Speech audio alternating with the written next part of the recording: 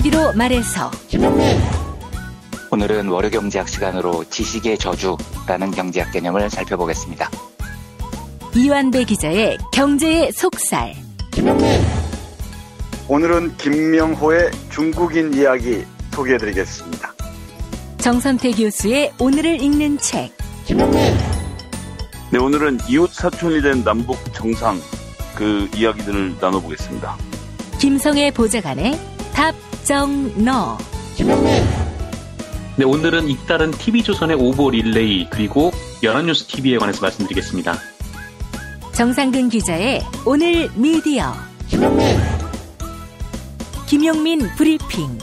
잠시 후 시작합니다.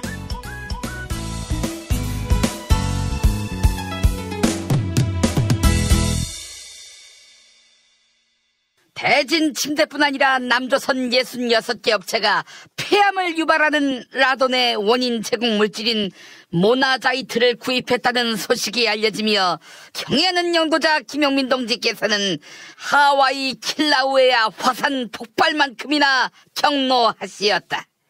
또한 김용민 동지께서는 매트리스라면 편안하고 위생적이며 불에 잘 타지 않는 정도의 원칙만 지키면 되는 것이거늘 엉뚱하게도 음이온 효과를 내는 매트리스라며 얄팍한 상수를 부리다 전 국민을 공포에 떨게 만들었다며 격한 응징의 의지를 만천하에 드러내시었다. 기본에 충실한 매트리스, 라돈으로부터 완전 무결한 매트리스, 20일 동안 써보고 반품해도 100% 환불되는 매트리스, 유명 백화점 판매가의 반값으로 판매 중인 나이트 세라피 매트리스, 안전하고 안락한 나이트 세라피 매트리스를 만나는 방법은 김용민.com, 김용민.com.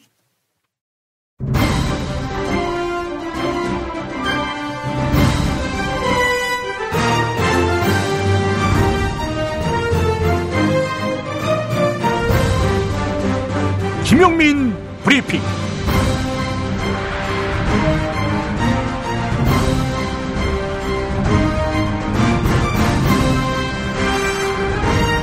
(2018년 5월 28일) 월요일입니다.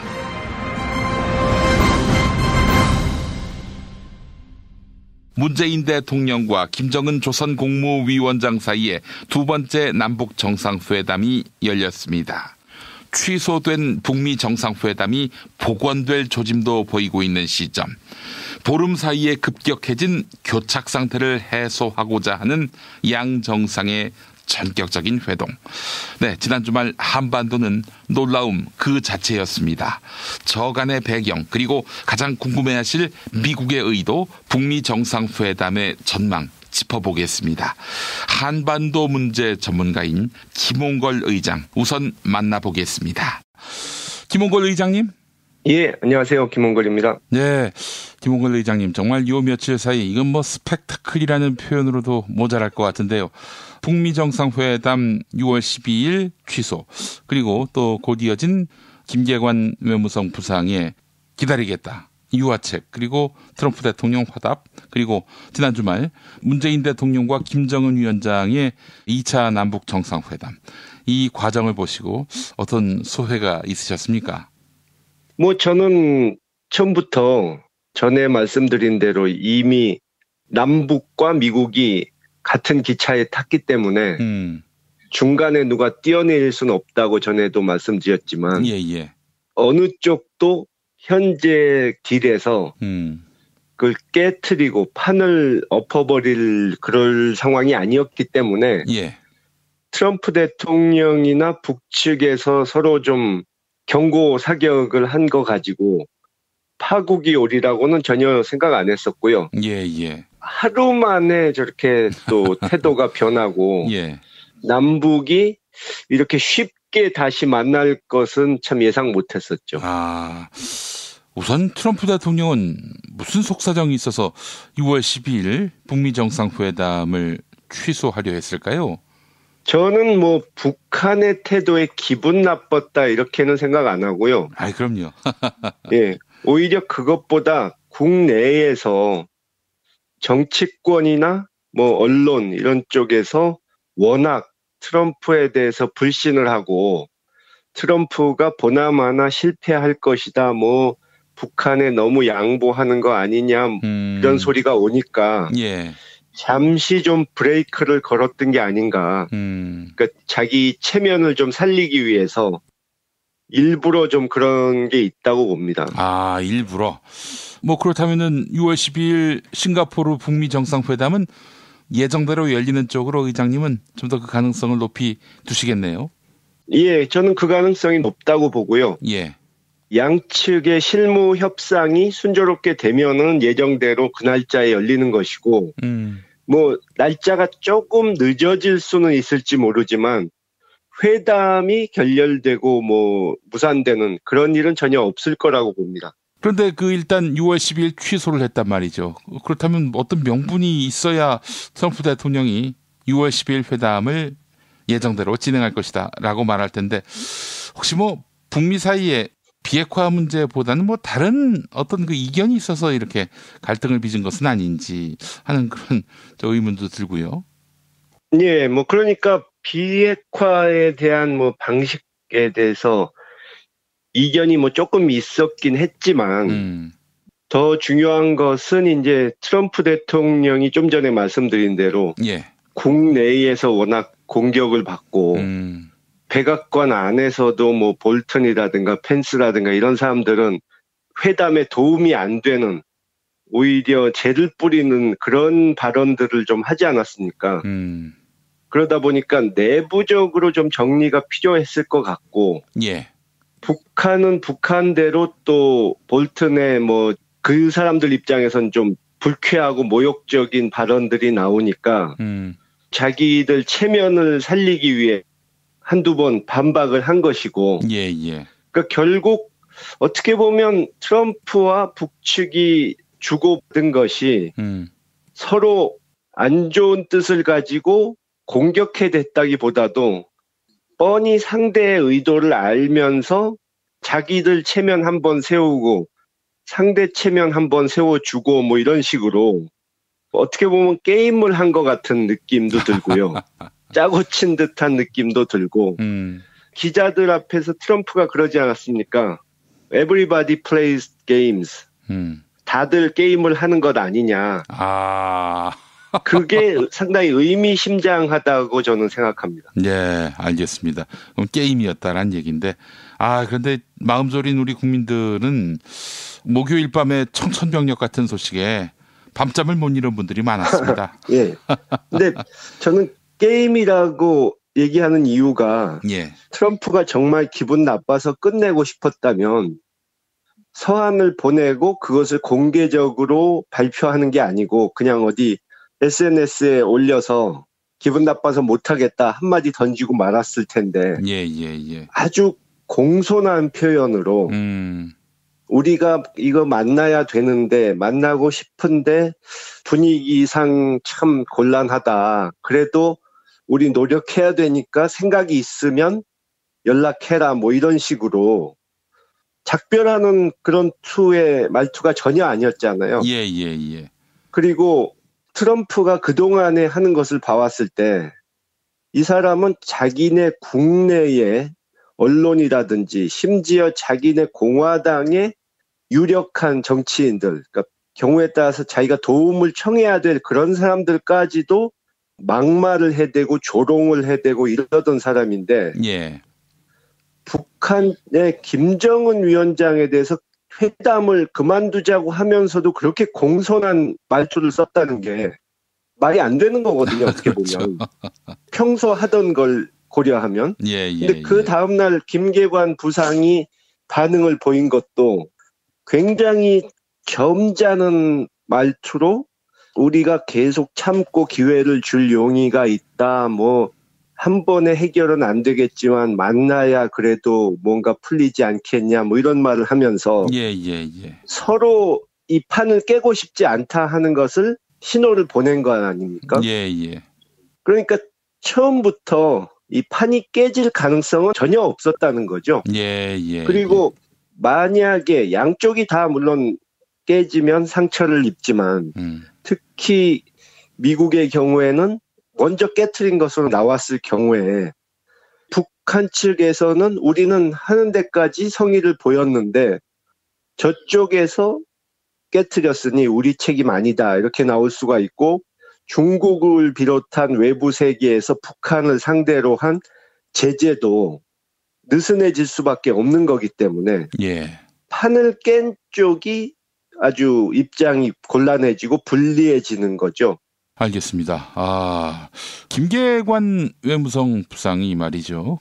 트럼프가 약속을 취소한 그 다음날 유화적인 메시지를 냈단 말이죠. 저는 이거 보고 많이 놀랐습니다. 예전 같으면 승질대로 북한도 말로써 공격을 하든지 아니면 미사일 실험을 하든지 그랬을 것도 같았는데 말이죠. 북한의 이런 놀라운 태도 변화, 의장님은 이거 어떻게 보셨습니까? 저는 그 일반적인 해석처럼 북한이 겁을 먹고 꼬리를 내렸다. 저는 그렇게는까지는 보지 않고요. 예. 왜냐하면 그 전에 트럼프의 메시지 자체가 그렇게 강한 메시지가 아니었기 때문에 오히려 자기네들 할 말은 했기 때문에 체면은 일단 세웠기 때문에 트럼프 체면을 좀 세워주는 방향으로 가자. 그렇게 생각한 것 아닌가 싶습니다. 또 그러고 나서 바로 우리 쪽과 정상회담 하기로 그쪽에서 먼저 얘기한 것 아닙니까? 그렇죠. 예. 그러니까 그쪽에서 이제 한국 체면도 세워주고 미국 체면도 세워주고 하면서 회담을 원만하게 만들어 가자 하는 판단을 했다는 거죠. 그렇군요. 의장님 보시기에 말이죠. 김정은 위원장의 외교술 수준이 어느 정도라고 보십니까? 제가 보기에는 과거에 북한이 중국과 소련 사이에서 예. 두 나라 틈을 왔다 갔다 하면서 자기네 이익을 챙기던 그런 과거가 있기 때문에 예. 상당히 우리보다는 생존을 위한 외교가 발달해 있는 편인데 예. 그걸 감안하더라도 보통이 아니다. 상당히 통이 크고 파격적인 수를 날린다 하는 것을 느낄 수 있고요. 최근에 트럼프 대통령도 그런 말을 하고 일부 언론에서도 그런 얘기를 했는데 그 중국을 2번 방문한 걸 가지고 다급해지니까 중국에 구원을 청했다. 중국이 영향력을 행사하고 있다. 이런 식의 얘기를 하는데 사실은 중국 측 사람들과 얘기를 해보면 자신들이 북에 영향력을 행사하고 있다고 자신감 있게 얘기하는 사람은 하나도 못 봤습니다. 오히려 현재 돌아가는 상황에서 중국 측이 제대로 끼질 못하고 어떻게 보면 구경꾼 신세가 돼 있다가 그나마 북이 판에 끼워줘서 다행이다. 이런 정도의 얘기를 하거든요. 예. 그러니까 중국이 북을 컨트롤하는 게 아니라 오히려 북이 중국을 컨트롤하는 부분이 더 많다고 봐야죠. 그러니까 그 정도로 북이 지금 이 판에서 주도적인 역할을 하고 있다는 거죠. 참 이거 북한을 보면은 핵밖에는 가진 게 없는데 주변 나라들을 그야말로 들썩들썩하게 만듭니다. 예, 이번 트럼프 대통령 얘기가 나온 후에 북측에서 간접적으로 제가 들은 얘기는 예. 트럼프 대통령의 취소 얘기가 나온 후에도 회담은 성사될 것이다. 이번에 성사 안 되면 나중에 트럼프가 평양까지 와야 될 상황이 올 수도 있다 하는 그런 식으로 자신만만한 태도를 보였다고 들었거든요. 그래요? 그게 근거 없는 자신감일 수도 있지만 어쨌든 자신감이 충만한 건 확실한 거죠. 그러니까 이제 트럼프 대통령 머리 위에 있는 거군요, 한마디로. 그러니까 제가 보기에 그쪽은 우리나 미국 사정을 아주 훤히 꿰뚫고 있다. 근데 우리도 그렇고 미국은 우리보다 더 북한에 대해서 모르는 것 같습니다. 그런 것 같습니다. 정말. 그러니까 북한을 다루려면 그 사람들을 안심시켜서 자기네들이 원하는 걸 빨리 얻어내려면 쓸데없이 무슨 리비안이 이런 소리 하지 말고 그런 식으로 협박하려고도 하지 말고 핵을 포기하면 경제적으로 번영하게 될 것이다. 이런 소리도 하지 말고 그저 북에서 원하는 부분, 북이 불안해하는 부분, 다시 말해서 체제 보장, 불가침 이런 부분을 확실하게 얘기해줘가지고 예. 비핵화 과정을 누구의 압박이나 설득에 의해서가 아니라 자신들이 원해서 하는 걸로 이렇게 좀 포장을 해줘가지고 그 사람들의 자존심을 세워주고 이 두 가지만 해주면은 북은 우리가 기대했던 것보다 더 빨리 비핵화를 진행시킬 거라고 저는 생각합니다. 아, 북한의 체면을 세워주라. 문재인 대통령이 딱 그렇게 하고 있지 않습니까? 예, 그렇죠. 그러니까 북은 이렇게 생각하는 거죠. 경제적인 거 얘기 아무리 해봐야 소용없다. 10년 전에 이명박 정권에서 비핵화 3천 하면서 경제적 보상 얘기했을 때 예. 북이 콧방귀도 안 끼지 않았습니까? 그렇죠. 예. 체제가 무너진 다음에 경제적으로 번영하면 무슨 소용이 있느냐 이거죠. 그런 얘기는 해봐야 소용이 없고요. 예. 또 그 사람들은 아무래도 우리처럼 가진 게 없기 때문에 그래도 가진 거 하나는 자존심 아닙니까? 그렇죠. 예. 그 자존심을 좀 세워주면 그렇게 해서 신뢰를 얻으면은 그동안에 어려웠던 부분이 손쉽게 풀릴 수도 있다는 얘기죠. 아주 정말 예리한 그런 분석을 해주셨는데요. 자, 그렇다면은 6.12 싱가포르 회담이 열릴 가능성이 대단히 높다 이렇게 보셨는데 어떤 성과가 나올까요? 만약에 회담이 열린다면은. 지금까지 이제 좀 CVID니 뭐니 이런 문제를 가지고 옥신각신 했는데 예. 오히려 기온 뒤에 땅이 굳는다고 이번에 조금 뭔가 돌부리에 걸려서 주춤했던 것이 오히려 견화위복이 돼가지고 더 좋은 합의가 나올 수 있는 기폭제가 되지 않을까. 저는 그런 생각이 들고요. 예. 하여튼 두 정상이 만날 수만 있다면 절대 회담이 실패로 돌아가는 일은 없을 것이다. 의미 있는 성과가 나올 것이다 하는 거는 확신을 갖고 있습니다. 그렇군요. 문재인 대통령의 남북 정상회담 이 과정 보시면서 말이죠.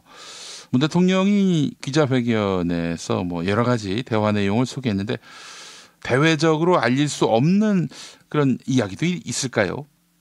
분명히 있겠죠. 그러니까 트럼프 대통령과 나눈 얘기라든가 김정은 위원장이 트럼프 대통령 측에 전해달라고 한 얘기 뭐 그런 것들은 대외적으로 알려서는 안 될 부분이죠. 자, 그런데 이제 뭐 김정은 위원장이 흡족해 하거나 또 미국에서 통보했을 때 뭐 크게 무리가 없었던 점으로 봤을 때 북미 양측의 견해차는 사라졌고 우리 김홍걸 의장님 말씀대로 만나기만 하면은 큰 성과가 가능할 것이다. 이 말씀이 되겠네요. 예, 알겠습니다. 참 많은 국민들이 6월 12일을 또 마음 졸여서 보게 될 텐데 글쎄요, 뭐 지금 이런 얘기하는 것이 어떨지 모르겠습니다만은 지방선거에도 뭐 상당한 영향을 미치지 않을까 하는 생각이 듭니다. 이게 어찌 보면은 문재인 대통령의 그 한반도 정책 비전 이것에 대한 어떤 국민의 신임 투표와도 같은 그런 성격이 돼버린 것이 아닌가 하는 그런 느낌마저 들어서요. 네, 그렇죠. 지금 한반도 평화를 위한 노력은 문재인 대통령 개인만의 문제가 아니고 그분 혼자만의 정책이 아니고 모든 국민이 바라는 부분 아닙니까? 그런데 뭐 그거에 대해서 방법이라든가 전술에 대해서는 비판을 할 수도 있고 예를 들어 외교안보 쪽 당국자들이 왜 너무 빨리 샴페인을 터뜨리느냐 또는 정신 차리고 북미 간의 중재 노력을 더 열심히 해라든가 뭐 이렇게 비판은 얼마든지 할 수 있는 거죠. 그런데 그런 건전한 비판은 없이 야당 측에서 계속 판이 깨지기를 바라는 듯한 아무 대안도 없이 그냥 저주를 퍼붓는 듯한 얘기만 해대니까 그런 식으로 해가지고는 절대 유권자들의 마음을 얻을 수가 없는 것이고 뭐 전에도 이런 긍정적인 변화에 대해서 계속 그런 식으로 저주만 퍼붓는 부정적인 반응만 보내는 정당이 잘 된 적이 없거든요. 그렇죠. 예. 그렇기 때문에 아마 지방선거 결과도 이미 많이 기울어져 버린 것 아닌가 하는 생각이 듭니다. 예.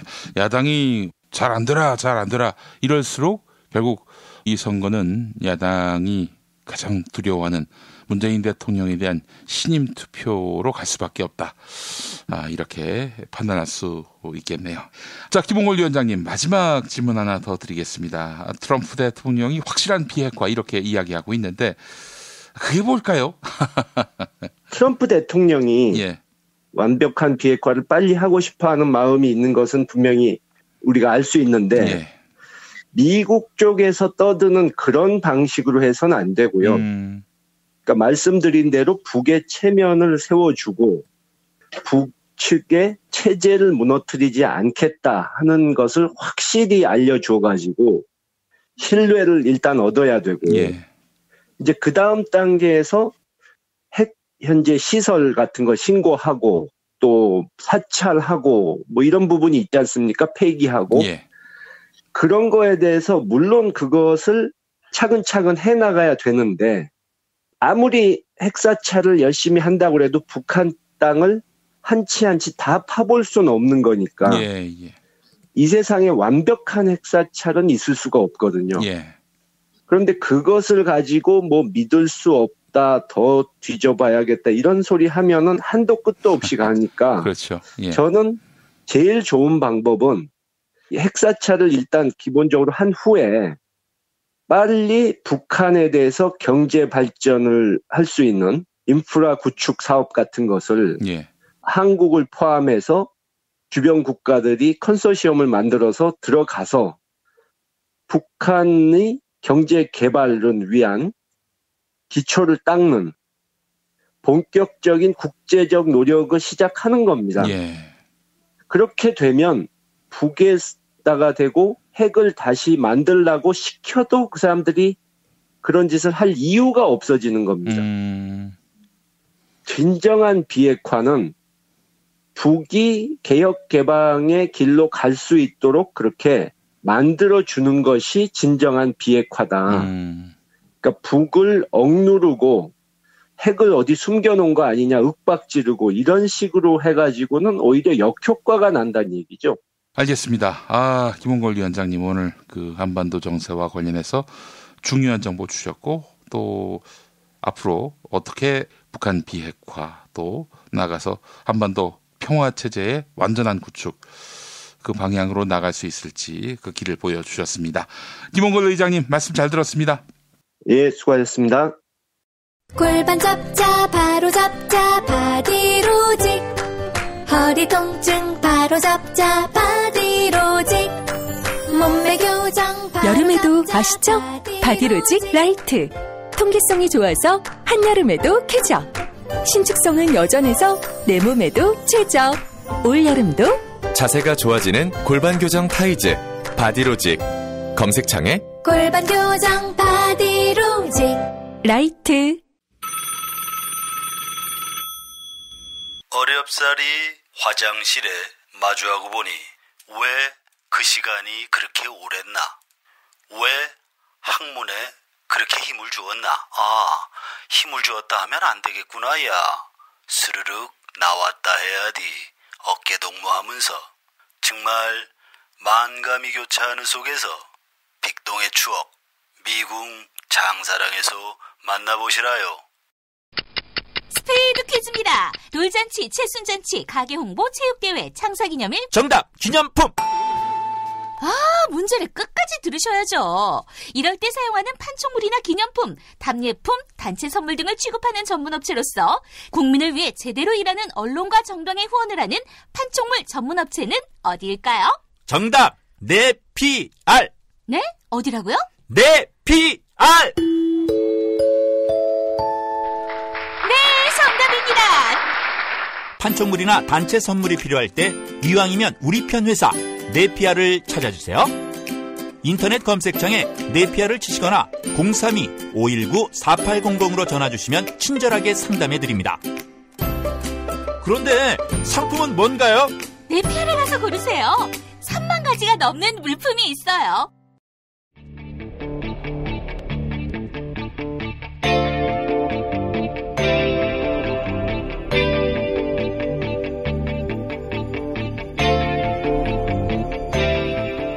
국민의 뉴스 광장.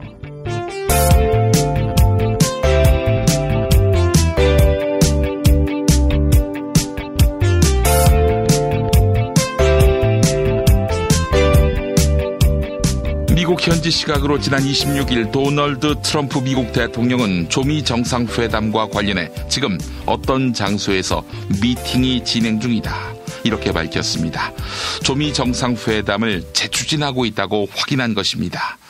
자, 그런데 얼마 전 조선은 미국을 원색적으로 비난하는 담화를 발표한 바 있는데요. 이종석 전 통일부 장관은 김정은 조선 국무위원장의 비핵화 의지는 확실한 것 같다. 다만 미국이 비핵화에 대한 보상을 할지 불안감이 있다, 이렇게 이야기합니다. 참여정부에서 통일부 장관을 역임한 이종석 전 장관이 JTBC 뉴스룸에 출연해서 한 말 들어보시죠.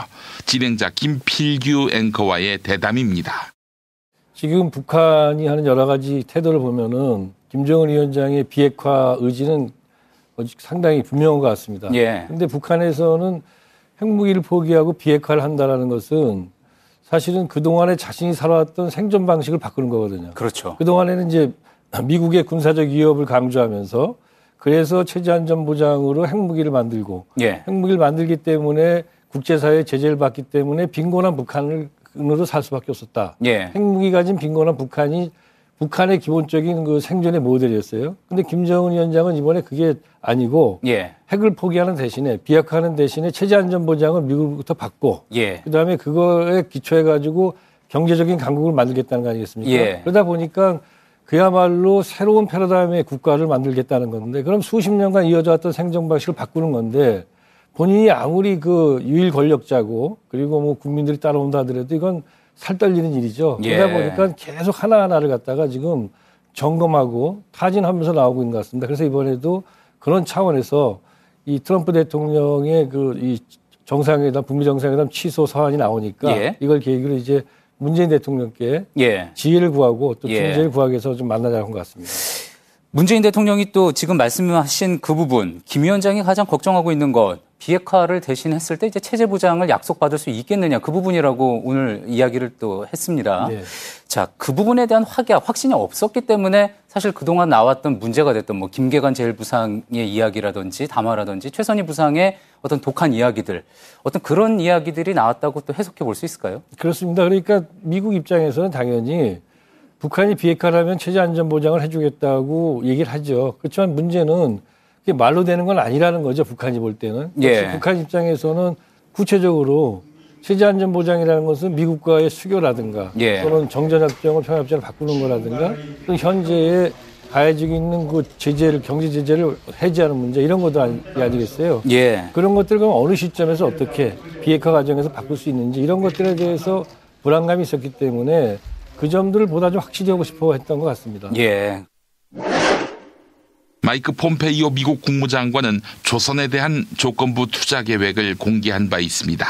남한과 견줄 만한 경제 번영을 위한 조건을 마련할 수 있다, 이렇게 이야기한 것인데요. 하지만 이 발언 때문에 조선이 모욕감을 느낀 것뿐만 아니라 위기감을 느낀 것 아니냐, 이런 해석이 나오고 있습니다.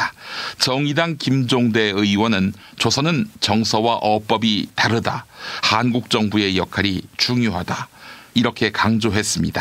TBS 라디오 색다른 시선 김종배입니다에 출연한 김종대 정의당 의원과 진행자 김종배 시사평론가의 일문일답 들어보시죠. 북한은 항상 미국이나 서방 세계가 또는 남한이 그런 식으로 표현하는 데 대해 반발을 해왔습니다. 이명박 대통령이 비핵 개방 3천 얘기하니까 우리가 북한 잘 살게 해주겠다는 건데 좋아하겠지? 천만의 말씀. 격렬하게 반발했죠. 북한은 경제보상 해달라는 말도 한 적이 없어요. 단지 자기네 그 생존하는데 방해하지 마라, 적대행위하지 마라, 이건데 니들 잘 살게 해주겠다, 김정은 위원장의 통치를 보장해주겠다, 마치 어떤 그 제국이 식민지 속국에 하는 듯한 어법을 계속 쓰니까 정서적으로 안 맞는 겁니다. 그러니까 좋은 선의로 해도 악의로 받아들여요. 개가 앞발을 들면은 친해지자는 건데 고양이가 앞발을 들면은 싸우자는 얘기거든요. 그러니까 개하고 고양이는 친해질 수가 없어요. 신호 체계가 다르니까. 그렇죠. 그래서 예. 북한은 자기네 사회주의 체제의 어떤 보호, 그 다음에 북한의 어떤 그 통치는 스스로 하는 것이고지 네. 외국이 무슨 보장해주고 말고 문제가 아니다. 한 번도 자기들 입으로 체제 보장해달라는 얘기 한 적이 있느냐. 내심은 어떨지 몰라도 말은 그렇게 돼 있거든요. 그러니까 이런 지적이 있더라고요. 남한처럼 잘 살게 해주겠다는 이야기를 북한은 그것을 흡수 통일 방법으로 받아들일 수가 있다. 여기에서부터 오해가 발생할 수 있다. 이런 지적이 나오더라고요.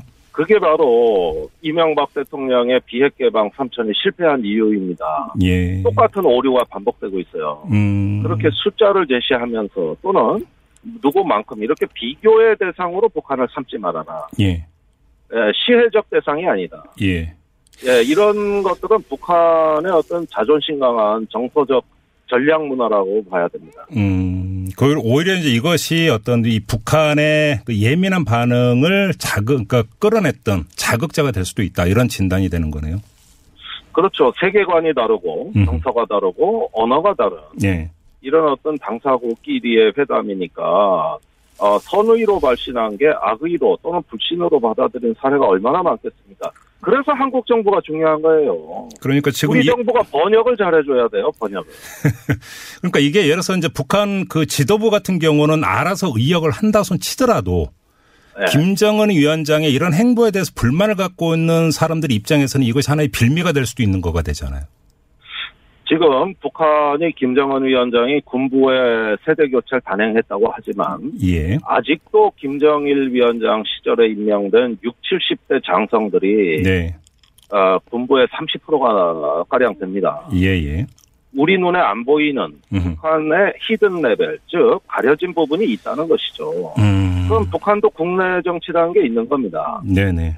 그런 그 미국에 끌려다니거나 비루한 모습을 보였을 때 왜 내부에 반발이 없겠습니까? 당연히 관리해야죠. 그게 바로 지난주에 그 노동당 중앙군사위원회 소집이 바로 그겁니다. 그걸 무마하기 위해서. 네네. 알겠습니다. 한반도 문제 전문가인 정세현 전 통일부 장관. 이번 전격적인 남북 정상회담을 어떻게 보았을까요? 김정은 조선 국무위원장이 문재인 대통령을 활용해 체면 구기지 않고 위기를 돌파했다. 네, 이렇게 높이 평가했습니다. 문재인 대통령에 대해서는 도사다. 공은 상대방에게 돌리면서도 국익을 챙기지 않았는가 하며 찬사를 아끼지 않았습니다. 사사로움이 없는 대통령, 그가 어떤 위협을 이루어내는지 우리는 똑똑히 보고 있습니다. TBS 라디오 김어준의 뉴스공장 일부 들어보시죠. 트럼프의 요구에 어떻게 맞출 것인가. 맞추긴 맞출 텐데 공개 사안으로 할 것인지 전화할 것인지 맞추긴 맞출 텐데 일단 김계관 담화로 해놓고 그죠? 그것도 이제 방법은 방법이에요. 그러니까 사실상 위임에 의하여 보내는 담화이기 때문에 사실상 편지나 다름없습니다. 네, 편지죠, 편지. 사실 네, 편지죠. 그 편지로 약간 분위기를 누구 틀어놓고 다음날 정상에 만나버린 거 아닙니까? 남북. 이거 어떻게 풀까 했는데 네. 그거 아주 기가 막힌 수 아니었습니까? 그렇죠. 그러니까 편지를 김계관 담화 위임에 의하여라는 단서를 붙인 김계관 담화를 띄워놓고 예. 바로 지금 만나버렸는데 26일 날 만났죠. 26일 날 그렇게 판문점에서 정말 전격적인 정상회담을 갖게 됐는데 그걸 통해서 미국한테 또 메시지를 보낸 거죠. 절묘했죠. 그러니까 문재인 대통령이 트럼프 대통령 내지는 대한민국 지금 문재인 정부가 트럼프 정부에 대해서 가지고 있는 일종의 신뢰관계라고 그럴까. 이것을 활용해서 반드시 북미 정상회담을 성사시켜야 되겠다. 그러려면은 이게 편지. 담화가 뭐 편지나 다름없으니까. 편지 보내고. 공개 편지죠. 그것도. 답장한 거죠. 답장. 답장한 거고. 편지했어. 내가 답장할게. 이렇게 한 거죠. 그리고 인편에 다시 문재인 대통령의 문재인 대통령으로 하여금 트럼프 대통령한테 내가 북미 정상회담을 꼭 성사시켜야 되겠다는 의지를 가지고 있다라는 걸 전달해달라. 그렇죠. 그리고 예. 아주 체면 구기지 않고 전혀. 예. 이번에 보니까 문재인 대통령이 도사예요. 이게 점잖지 못한 표현이지만 뭐 도사가 먼저 점잖은 표현입니다. 그런가? 예, 꾼이야 뭐 이렇게 해야지 점잖지 못한 표현이지. 그러니까 모든 공은 상대방한테 돌리잖아요. 예, 맞습니다. 트럼프 대통령한테 공을 돌리고 또 김정은 위원장한테도 공을 돌리면서 거기서 두 사람이 이렇게 접점을 만들어 나가는 과정. 그다음에 또 6월 12일 날 좋은 결과가 나오리라고 봅니다만은 그 결과가 결국은 북한한테 좋은 것이기도 하지만은 결과적으로 남쪽이 좋은 거죠. 최종적으로는 우리한테 좋은 거예요. 맞습니다. 북미 간의 비핵화가 확실하게 합의가 되고 그것이 이행이 되면은 이제 핵공포는 없어지는 거고 전쟁 위험은 없어지기 때문에 우리 국민들이 평화롭게 사는 거 아닙니까? 그리고 국민들을 위해서 우리 국민들에게 평화라는 그 선물을 안겨줄 수 있다면은 뭐 공쯤이야 뭐 트럼프한테 돌릴 수도 있고 김정은한테 돌릴 수도 있죠. 그거를 잘하신 양반입니다. 그러니까 후일 역사가들은 이 모든 것은 문재인의 큰 그림이었다, 뭐 이렇게. 큰 그림. 그 다음에 문재인의 조율의 결과다 하는 식으로 평가를 할 수밖에 없어요. 진실은 반드시 밝혀진다고. 무엇이 진실입니까? 대통령이라고 하는 지위를 진실을 밝히지 않는 데에 역이용해서. 김보영 아나운서가 함께합니다. 아프니까 팩트다. 안녕하세요. 아프니까 팩트다 김보영입니다. 김문수 자유한국당 서울시장 후보는 2006년부터 2014년까지 8년 동안 경기도지사를 지낸 바 있는데요. 김문수 후보는 자신의 경기도지사 시절 공약 이행률이 95%에 달한다고 주장했습니다. 지난 1일 KBS 라디오 안녕하십니까 윤준호입니다에 출연해서 한 발언 들어보시죠.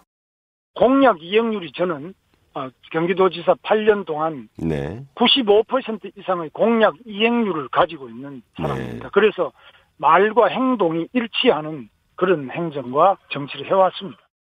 그런데 이를 두고 아시아경제는 맞는 부분과 틀린 부분이 혼재해 있다 이렇게 지적했습니다.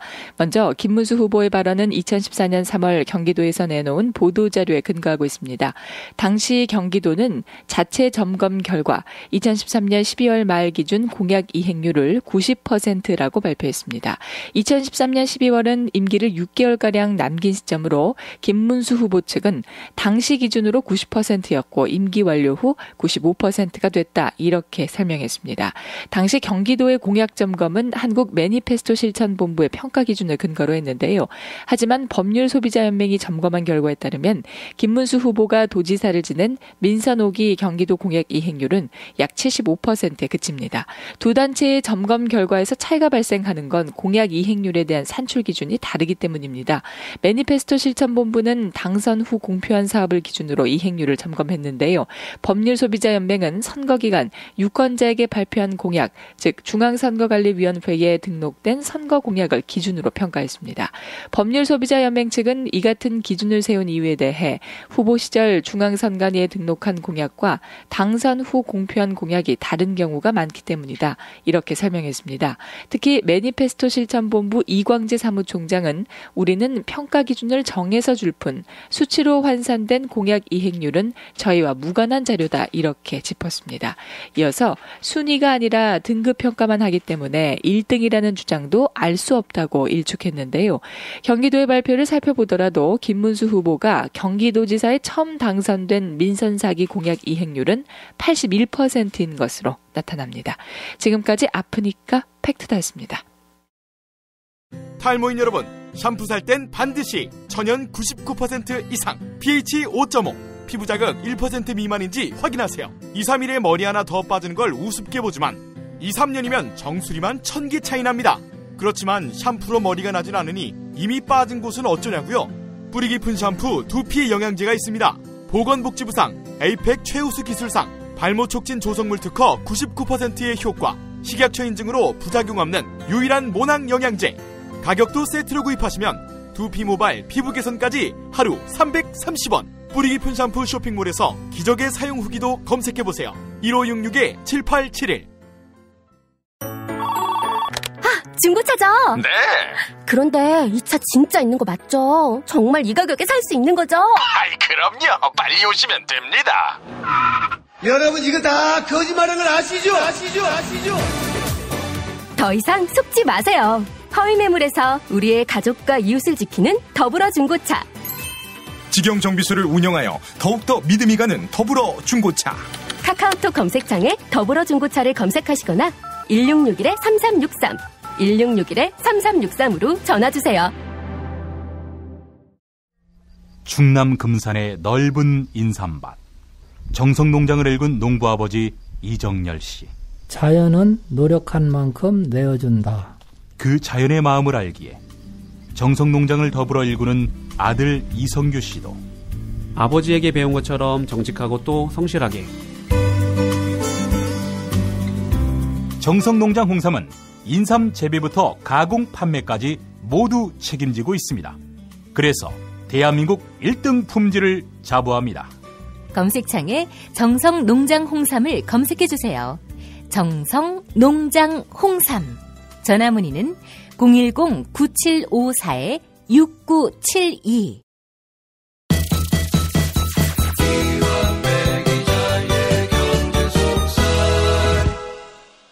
착한 재료로 착하게 만들었는데 가격까지 착합니다. 특허받은 제조 방법으로 갓 삶은 듯 부드럽고 고소한 보쌈의 맛을 김용민닷컴에서 330g 7,900원의 압도적 최저가로 경험할 수 있는 방법. 네, 김용민닷컴, 김용민닷컴입니다. 경제의 속살로 이어갈까요? 민중의 소리 이완배 기자 함께하겠습니다. 이완배 기자님. 네, 안녕하십니까? 예, 지난 주말 사이에 이게 천당과 지옥을 왔다 갔다 한 것 같습니다. 네, 사실은 오늘 월요경제학 주제로 뭐 다른 걸 하나 골랐다가 네. 지금 말씀하셨던 대로 경제 쪽에 비비고 사는 사람이 보기에도 지난 주말은 한반도 정세가 진짜 뭐 정신이 하나도 없었습니다. 목요일에 밤에 마지막 녹음을 마치고 제가 목요일은 주로 술을 먹는데 예. 자정이 넘어서 갑자기 트럼프가 북미 정상회담을 취소하겠다고 발표를 하고요. 엊그제 토요일에는 정말 예상하지 못했던 2차 남북 판문점 정상회담이 열렸고요. 그리고 그 내용을 문재인 대통령이 어제 발표를 했고요. 와, 이건 뭐 정치나 외교를 잘 모르는 저로서도 뭐가 뭔지 도대체 이해를 하나도 못할 정도로 어마무시한 사건이 한 3, 4일 동안 지나간 것 같아요. 다만 여기에 대해서 월요경제학을 하기 전에 한 경제학자의 평가가 독특해서 요거부터 소개를 해드리겠습니다. 예. 과거에 월요경제학 시간에도 2번이나 소개를 해드렸던 로버트 라이시, 내 이웃집 암소를 죽여주세요 라는 사람들의 심리를 경제학에 녹여서 설파했던 학자죠. 그리고 부유한 노예라는 개념으로도 제가 월요경제학에 소개를 한 적이 있었습니다. 예. 클린턴 행정부 때 노동부 장관을 맡았고 지금은 조지프 스티글리츠와 함께 현존하는 가장 영향력 있는 진보 경제학자로 꼽히는 인물입니다. 대선 때는 버니 샌더스의 강력한 지지자였고요. 그런데 그런 로버트 라이시가 최근 한국에 왔어요. 그래서 25일 금요일에 열렸던 내 삶을 바꾸는 혁신적 포용국가라는 국제회의에 참석을 해서 기조연설도 했다고 하더라고요. 예. 그리고 금요일 오후에 페이스북에 글을 올렸습니다. 2차 남북정상회담 발표를 듣기 하루 전의 일입니다. 내용은 대충 이렇습니다. 한국에서 며칠 머무르면서 내린 마지막 결론이 있다. 이 나라에서 트럼프와 김정은에 대한 이야기를 정말 많이 들었는데 만약 한반도에 항구적 평화가 정착된다면 노벨상을 받을 자격이 있는 사람은 트럼프가 아니라 문재인 대통령이어야 한다. 내가 최근 몇 년 동안 여러 나라의 대통령이나 수상들과 만나서 그들의 행정부와 함께 일했지만 문 대통령처럼 재능 있고 지적이고 겸손하며 진보적인 사람을 본 적이 없다. 이렇게 표현을 합니다. 요 대목만 영어로 하면 talented, intelligent, humble and progressive입니다. 재능 있고 지적이고 겸손하고 진보적이다 뭐 이런 거죠. 예. 그리고 이어지는 말이 문재인 대통령은 공정성과 포용성 그리고 민주주의를 위해 헌신하는 최고의 행정부를 이끌고 있다. 지금은 편집증적인 두 지도자 트럼프와 김정은이 핵전쟁을 일으킬지도 모르는 불안한 시기인데 문재인 대통령이 한국을 지배한다는 것은 전 세계에 무척 다행스러운 일이다. 이렇게 적었더라고요. 예. 제가 이 이야기를 소개해드리는 이유는 와 우리 대통령님 너무 멋있다 뭐 이런 이야기를 하려는 게 아닙니다. 오늘 브리핑 드리려는 월요경제학 주제인 지식의 저주와 관련된 이야기가 있어서입니다. 라이시의 문재인 대통령에 대한 평가, 재능이 많고 지적이고 겸손하고 진보적이다. 이 네 가지 평가를 잠깐만 기억해 주시고 오늘 경제학 이야기를 함께 들어주시면 좋겠습니다. 예. 경제학에서 지식의 저주라는 개념이 있습니다. 정보경제학, 게임 이론 분야에서 등장하는 개념인데요. 뜻이 사람이 뭘 좀 알잖아요. 그러면 그걸 모르는 상태가 어떤 것인지 상상을 못하는 겁니다. 예를 들면 전문가들이 일반인들에게 자기 지식을 설명을 하는데 더럽게 설명을 못할 때가 많아요. 분명히 저 사람은 체계적으로 교육받고 인정받은 세계적인 학자인데 설명하는 걸 들어보면 뭔 말인지 하나도 못 알아듣겠는 겁니다. 요런 걸 지식의 저주라고 부릅니다. 그러니까 자기는 너무 많은 걸 알고 있어서 사람들이 그걸 모른다는 사실을 이해를 못해요. 이게 너무 당연한 겁니다. 이 정도 지식은요. 그래서 자기 딴에는 나름대로 쉽게 설명한다고 하는데 일반인들이 들으면 1도 이해를 못하는 거죠. 이 개념은 행동경제학자인 콜린 캐머러라는 학자의 1989년 논문에서 처음 거론된 용어인데요. 왜 이런 개념을 경제학에서 처음 다루냐면 경제학에서는 정보경제학이라는 분야가 있습니다. 사람이 어떤 선택을 해야 할 때, 뭐 결정을 해야 될 때요. 누가 더 유리하냐? 요걸 정보경제학에서는 당연히 더 많은 정보를 가진 쪽이 유리하다라고 생각을 해왔던 거예요. 예. 그런데 콜린 캐머런은 여기에 대해서 반기를 듭니다. 연구를 해보고 실험을 해보니까 정보를 더 많이 가지고 있는 게 반드시 유리한 게 아니더라라는 거죠. 예를 들어서 캐머러가 한 실험 중에 이런 게 있습니다. 영화를 하나 만들어서 이 영화를 얼마에 팔까요를 결정을 하는데 영화 전문가들을 쭉 불러서 시사회를 해요. 예. 그다음에 영화를 보여줍니다. 그리고 전문가들의 평가를 받아서 가격을 매기려고 한 겁니다. 그래서 영화 전문가들이 이건 무조건 성공해. 이거는 표를 장당 2만 원씩 받아. 라고 평가한 영화는요. 그 말을 그대로 믿고 2만 원의 입장권을 팔고요. 이것도 영화냐? 이건 무조건 실패하지. 이건 장당 3천 원에 팔아. 라고 평가절하한 영화도 그 전문가들의 말을 믿고 3천 원에 팔아봅니다. 그런데 실제로 영화를 시장에 내놓으면 전문가들 예측이 다 틀린다는 거예요. 2만 원짜리는 2만 원은 고사하고 나중에 만 원으로 표 가격을 내려도 사람들이 안 봅니다. 3천 원짜리는 너무 많이 봐서 나중에 가격을 만 원으로 올려도 잘 팔리더라는 거죠. 예. 캐머런은 이 현실을 전문가들이란 영화에 대한 지식이 굉장히 많은 사람인데 이런 사람들일수록 자기의 전문적인 식견에 매몰이 됩니다. 그래서 영화적 지식이 없는 대중들의 마음을 헤아리지를 못한다는 겁니다. 그러니까 더 많이 알고 있는데 더 많이 알고 있다고 뛰어난 선택을 하는 게 아니라는 거죠. 예. 그래서 이 경제학 이론의 이름이 지식의 저주라고 붙어 있습니다. 지식의 저주. 네. 이 지식의 저주에 대한 제일 유명한 실험은 1990년에 스탠퍼드 대학에서 벌어진 노래 박자 맞추기 실험이라는 건데요. 예. 요걸 재미삼아 한번 해보겠습니다. 제가 지금부터 굉장히 유명한 노래의 리듬을 박수로 칠 텐데 들어보시고 이 노래가 무슨 노래의 리듬인지 한번 맞춰보시기 바랍니다. 뭐 재미삼아 하는 거니까요. 편하게 한번 해봐 주셨으면 좋겠습니다. 시작하겠습니다. 예.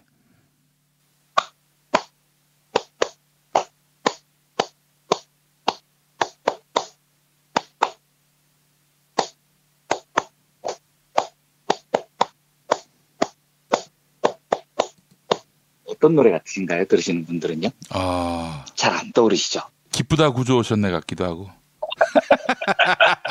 이거 챙겨주셔야 돼요. 저는 사실 이걸 하면서 너무 많은 분들이 맞으실까봐 걱정을 했지만. 그거 어떻게 맞죠, 그러고. 예?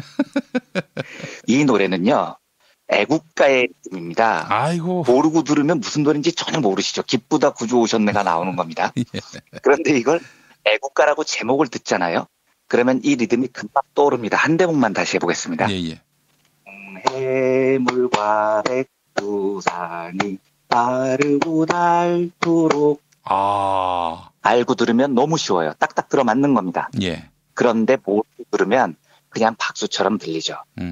이 스탠퍼드 대학의 한 실험이 뭐냐면 실험 참가자들을 두 그룹으로 나누고요. 네. 애국가에 버금가는 당시에 제일 유명한 노래를 여러 개를 주고 노래 제목을 1그룹에 알려줍니다. 그러면 1그룹 사람들한테 이 유명한 노래 리듬을 지금처럼 저처럼 박수로 쳐보라고 해요. 예.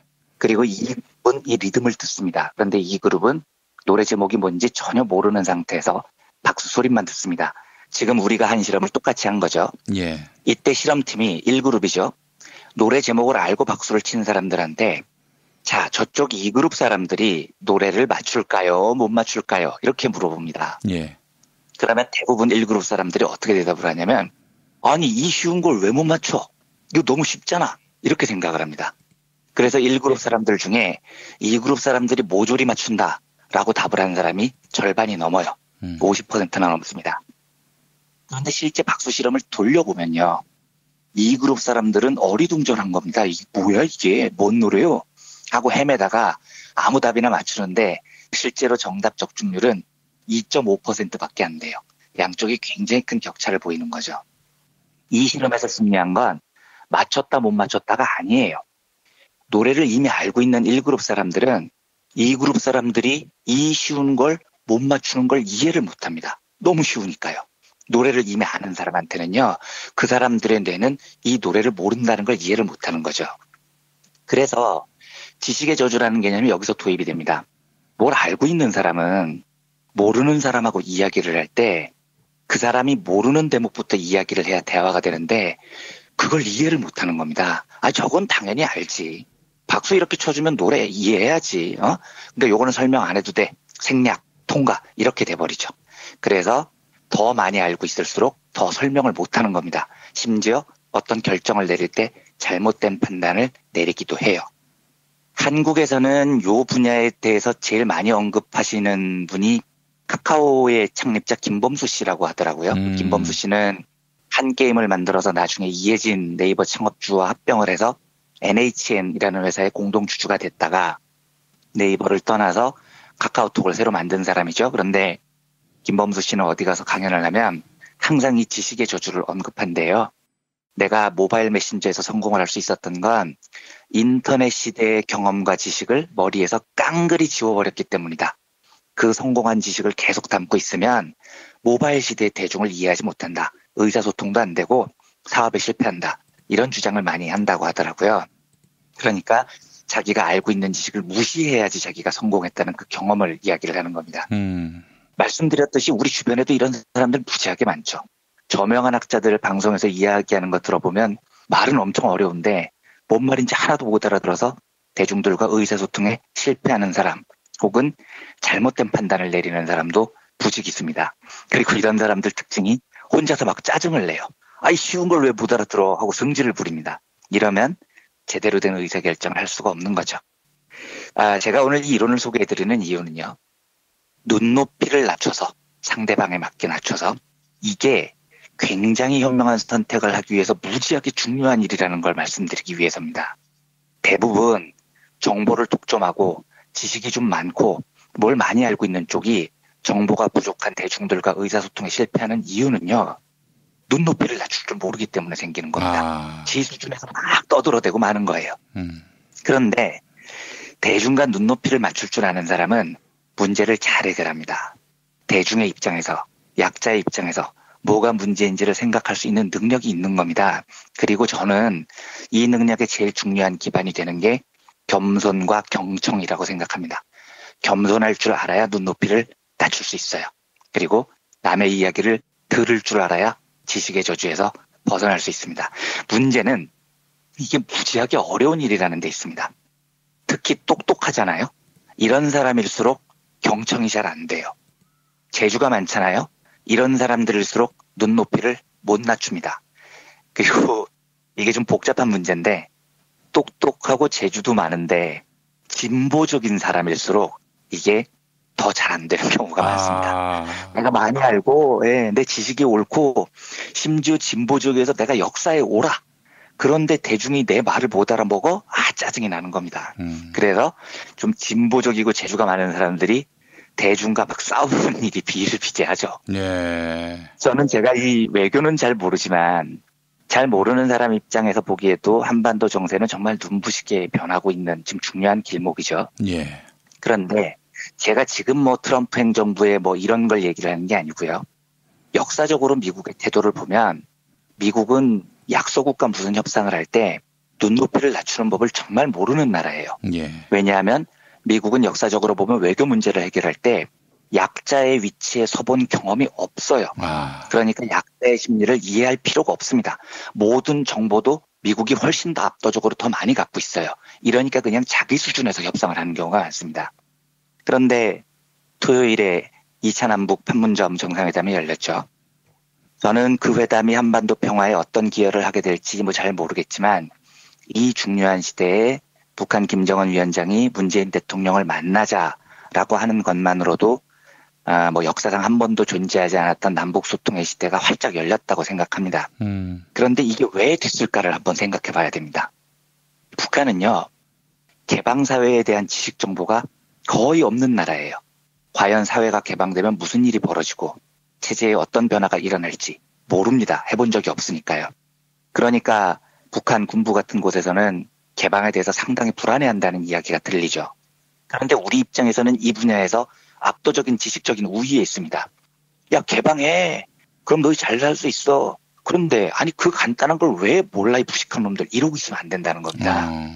우리는 아니까 그게 쉬워 보이죠. 근데 저쪽에서는 모르니까 무지 불안한 게 당연한 거예요. 이때 북한 애들 답답하네. 그것도 몰라? 이러고 있으면 지식의 저주에 빠지는 겁니다. 대화가 안 되는 거죠. 반면 이때 눈높이를 낮추고요. 북한이 얼마나 걱정이 많을까. 이걸 이해를 하면 대화가 됩니다. 그리고 제가 보기에 문재인 대통령은 이게 되는 지도자예요. 그러니까 경청과 눈을 낮추는 능력이 매우 탁월합니다. 그러니까 지금 북한하고 유일하게 의사소통이 되는 거죠. 1차 판문점 회담 때 도보다리 회담 장면을 보면 김정은 위원장이 많은 이야기를 하고 문재인 대통령은 듣습니다. 벌써 경청의 능력이 있는 거죠. 제가 아까 그 로버트 라이시의 문재인 대통령에 대한 평가를 말씀드렸죠. 재능 있고 지적이고 겸손하며 진보적인 사람. 근데 이런 능력은요. 지금 남북관계에 굉장히 중요한 능력입니다. 재능이 많고 인텔리전트하고 심지어 진보적이기까지 한 사람은 꽤 있어요. 그런데 이런 사람이 겸손하기가 쉽지 않습니다. 근데 지금 남북관계 개선을 위해서는 통일에 대한 빠삭한 지식이요. 다재다능한 재주요. 진보적인 역사의식이요. 이거 다 필요한데 라이시가 세 번째로 지적한 험블, 겸손의 능력이 정말로 필요해요. 이게 있어야 눈높이를 낮추고 북한 입장에서 듣는 게 가능해지거든요. 이러니까 대화가 되는 겁니다. 앞으로 복잡한 한반도 정세가 어떻게 흘러갈지 저는 잘 모르겠습니다만 토요일 있었던 남북 정상회담은 양국의 정상이 언제건 대화가 가능하다는 중요한 신호를 남긴 역사적 사건이라고 저는 평가를 하고 싶어요. 예. 그리고 저는 남북 평화를 위해서는 한국 사회가 대통령뿐만 아니고요. 전체적으로 북한의 눈높이에 맞춰서 고개를 숙이고 동일한 위치에서 대화하는 경청하는 그런 자세가 필요하다고 봅니다. 지금 우리 수준에서 북한을 자꾸 견인하려고 하면 지식의 저주에 걸려서 대화가 망하죠. 대신 북한 사회를 지금 있는 사회 그 자체로 이해하고요. 눈높이를 낮춰서 겸손하게 대화할 수 있어야 문제가 풀릴 겁니다. 맞습니다. 미국은 이게 안 되는 나라고요. 예, 지금 우리는 이게 되는 나라인 겁니다. 북미 정상회담과 한반도 평화가 진짜 좀 역사적인 진전을 이뤄내길 저는 너무너무나 간곡히 바라는데 그 안에서 우리 사회의 경청하는 자세가 남북 평화를 위해서 얼마나 큰 능력인지를 한번 우리가 좀 공유를 해보는 시간을 갖고 싶어서 오늘은 월요경제학 주제로 지식의 저주라는 경제학 이론을 살펴봤습니다. 예, 분단 70년 동안 얼마나 많은 메시지가 오갔습니까? 그러니까 상대방의 속내를 모르질 않아요. 그래서 사실은 메시지보다는 애티튜드, 태도가 매우 중요하다. 그렇습니다. 사태의 변화를 기한다면은 중요한 것은 메시지가 아니라 애티튜드다. 네, 정말 동의합니다. 이런 걸 자유한국당은 알고나 있는지 모르겠습니다. 이거 듣고 좀 반성을 했으면 좋겠어요.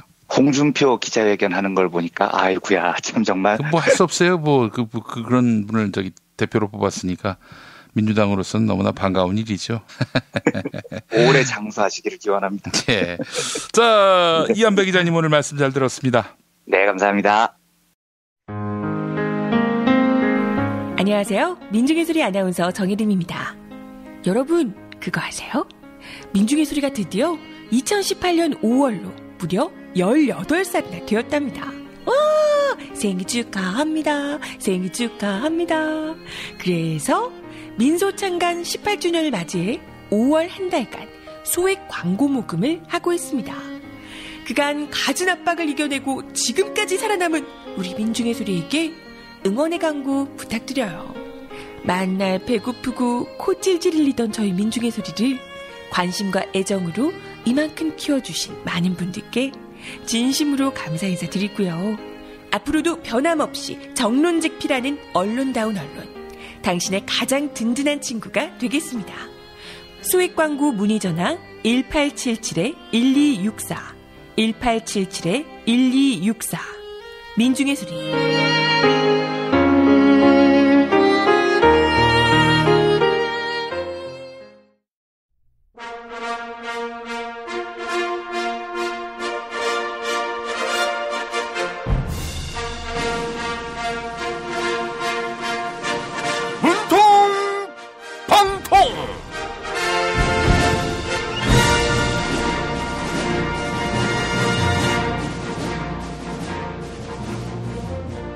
존경하는 국민 여러분, 대통령 문재인입니다. 판문점 조선지역 통일각에서 김정은 국무위원장과 두 번째 남북정상회담을 가졌습니다. 조미 정상회담을 앞두고 허심탄회한 대화를 나눈 겁니다. 그런데 남북정상회담 소식이 발표되기 전에 유승민 바른미래당 공동대표가 청와대로 편지를 보냈었네요. 함께 읽어볼까요? 문재인 대통령님, 유승민입니다. 대통령님의 귀국길에 조미 정상회담 취소 소식이 들려왔습니다. 한미동맹이 정상이 아니라고 봅니다. 솔직하고 정확한 소통의 역할을 다한 결과가 회담 취소입니까? 대통령님은 그동안 운전대에 앉아 조선과 미국 사이에서 도대체 무엇을 조율한 겁니까? 지금부터 다시 시작하십시오. 아이고, 유승민 대표님, 민망하시겠습니다. 도널드 트럼프 미국 대통령은 조선과 정상회담에 관한 대화가 매우 잘 되고 있다. 이렇게 밝혔어요. 지금 저희의 운전 실력을 걱정하실 때가 아닌 것 같습니다. 바른미래당은 지금 공천 문제로 내부가 엉망이잖아요. 바른미래당의 운전자로서 최선을 다하셔야지요. 네? 이게 다 만덕산 손학규 바른미래당 중앙선거대책위원장 때문이라고요. 서울 송파을 출마 의사를 밝히니까 조미 정상회담이 취소됐는데 손학규 위원장이 출마 의사를 철회하자 다시 정상회담 논의가 진행됐다고요. 하하하하. 그게 무슨 논리입니까? 그럼 손학규 위원장님이 다시 출마 의사를 밝히면 되겠네요. 유승민 대표님이 당대표니까 열심히 설득해보세요. 네? 만덕산 손학규 위원장은 몰라도 안철수 바른미래당 서울시장 후보는 도저히 설득을 할 수 없다고요. 정치구단 박지원 민주평화당 의원도 두 손 두 발 다 들지 않았냐고요? 아이고, 저는 그분들을 모두 상대해가며 대통령에 당선됐습니다. 심지어 지금은 트럼프 대통령과 한반도 평화를 놓고 대화를 나누고 있지요. 유승민 대표님, 힘들어도 조금만 참으세요. 안철수 후보님을 상대할 만한 실력자가 된다면 언젠가는 대통령이 될 수도 있어요. 건승을 기원합니다. 다이어트를 위한 꿀팁. 동결건조 채소와 곡물, 단백질, 그리고 효소와 비타민, 미네랄로 만든 다이어트 전용 그린 스무디로 하루 한두 끼만 바꿔 드세요. 비타샵에서 만나요. 술자리 많은 요즘 3차까지 달린 당신을 위한 필수품. 전창걸의 새싹 땅콩차. 이제 속쓰림은 잊으세요. 070-8635-1288 070-8635-1288 생활인을 위한 꿀팁. 집 두 채에 월 10,000원 화재보험 카페. 화재 배상, 심지어 도난 피해까지.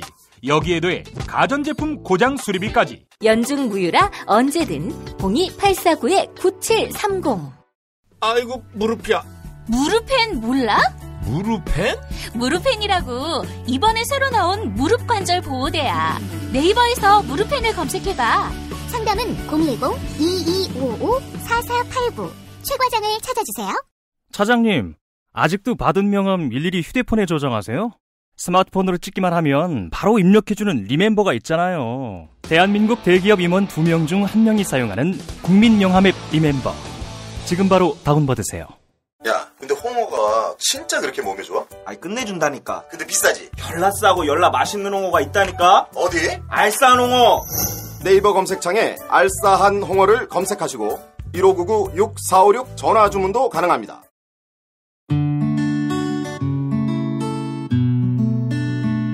당신과 내가 좋은 나라에서 그 정의로운 나라 그곳에 산다면 난 그냥 좋아서 웃기만 할 거예요. 당신의 뉴스 보좌관 김용민 브리핑.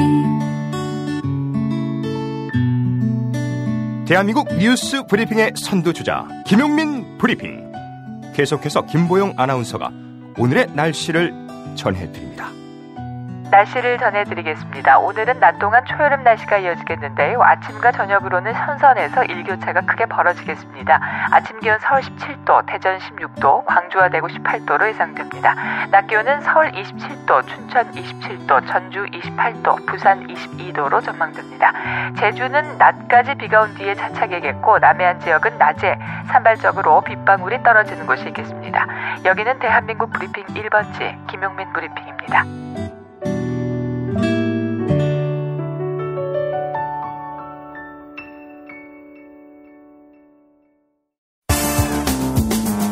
오늘을 읽는 책, 문학평론가인 국민대학교 국문학과 정선태 교수와 함께합니다. 국민대학교 한국어문학부 국어국문전공 정선태 교수님과 함께하겠습니다. 교수님. 네, 안녕하세요. 네, 자 교수님, 지난 토요일에 얼마나 놀라셨습니까? 그래 말입니다.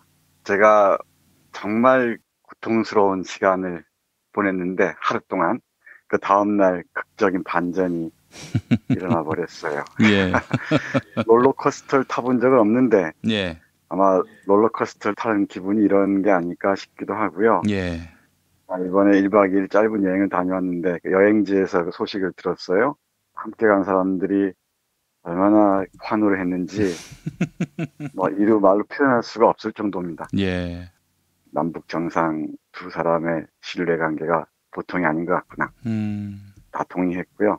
예. 그리고 우리 문재인 대통령이 조용하지만 겸손하면서 정말 무서운 분이다 라고 두 말이 없었습니다.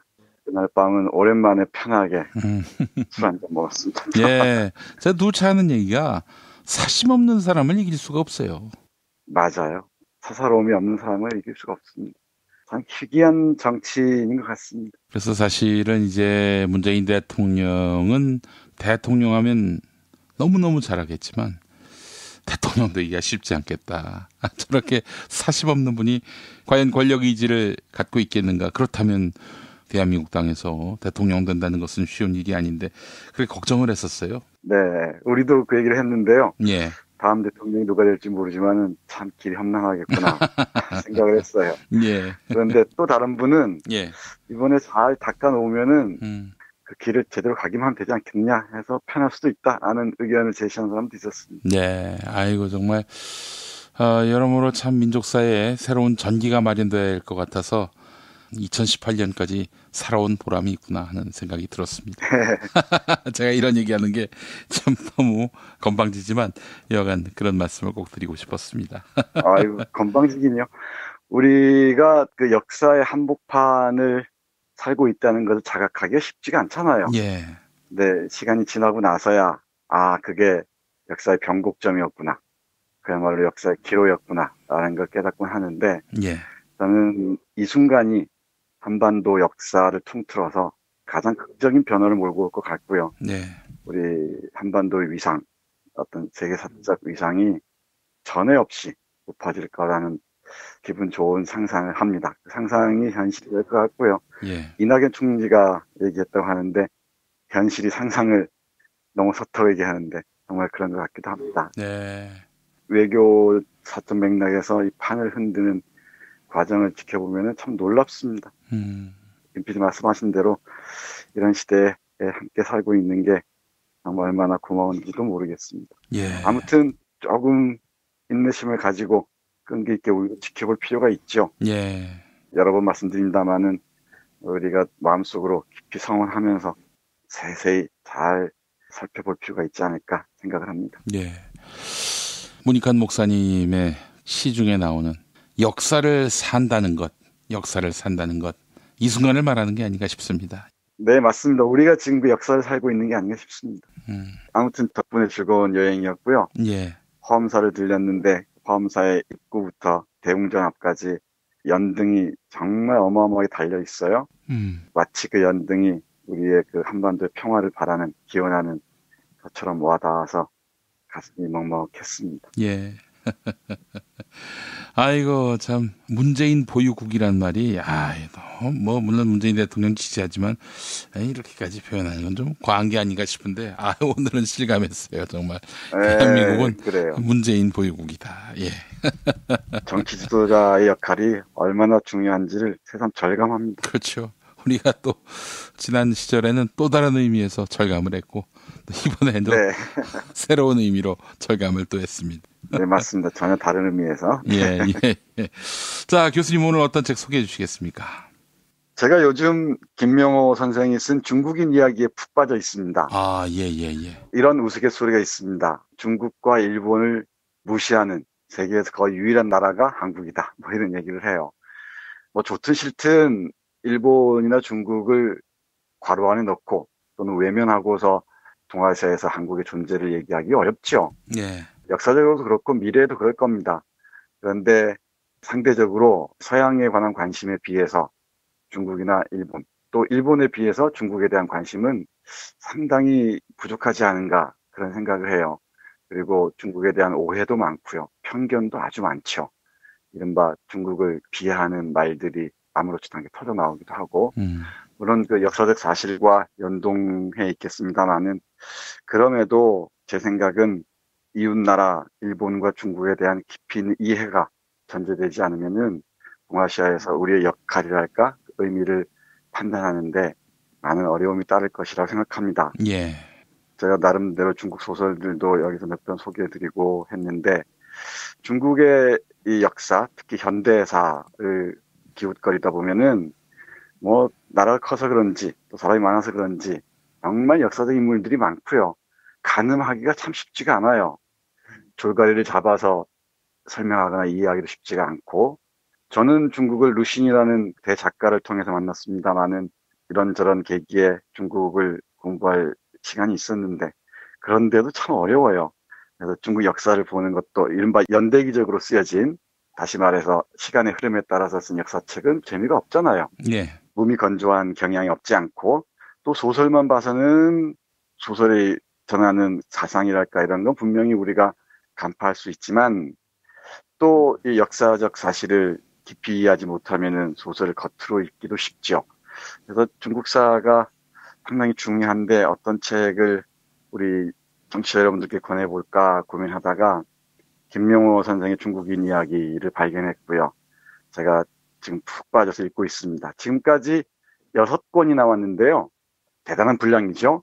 앞으로 4권이 더 나온다 그럽니다. 10권으로 완간할 예정이라고 해요. 예.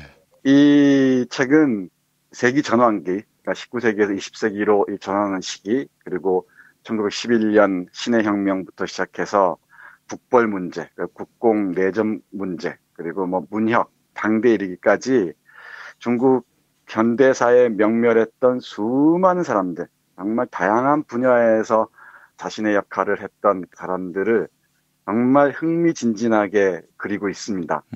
위안스카이나 마오쩌둥, 뭐 저원라이 등 정치가는 물론이고요. 예술가, 학자, 그리고 댄서들까지 정말 다양한 사람들을 모자이크처럼 구성해 놨습니다.